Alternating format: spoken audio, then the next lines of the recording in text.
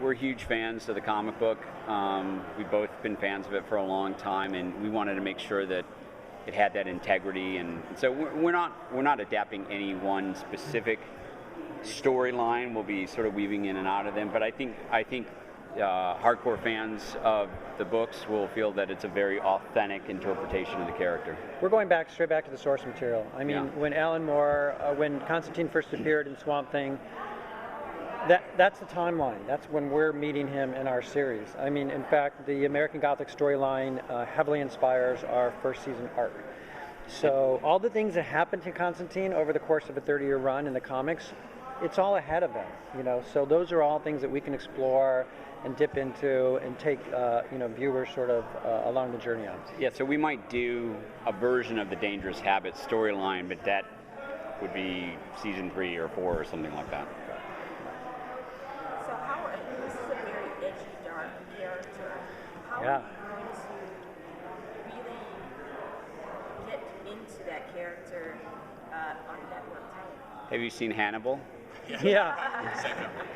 No, they're pushing us. You know, I was a showrunner the first 2 seasons of Dexter, and our development executive at NBC, Perlina Ibakwe, and the president of Showtime at the time, Bob Greenblatt, they were the 2 supervising executives on Dexter. So that's their sensibility. I mean, they want to bring that kind of programming, that kind of edge, and that kind of darkness, that kind of moral ambiguity.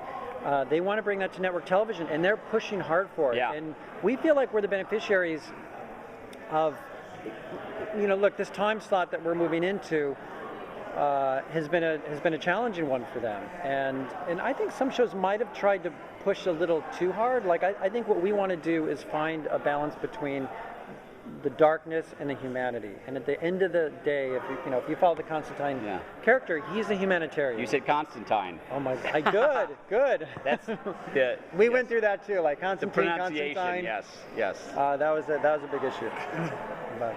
So I mean, what can you tell us about the way the show's going to kind of expand into other DC realms? Because this is Dr. Fate's helmet, the pilot, and then we've heard about the Spectre as well. Maybe. We've been given sort of permission from DC Comics, Jeff Johns, and the rest of them to use the other people from the occult DC universe. So as long as they're not in spandex, we can kind of use them. We don't want to make it guest star of the week, and we want to make sure that even non-comic book fans get to know these characters. But we'll be rolling out a couple in the first season, and hopefully the goal is when we are rolling them out, they're here as recurring characters. It's not just in and out. So we will slowly be expanding that. Yes.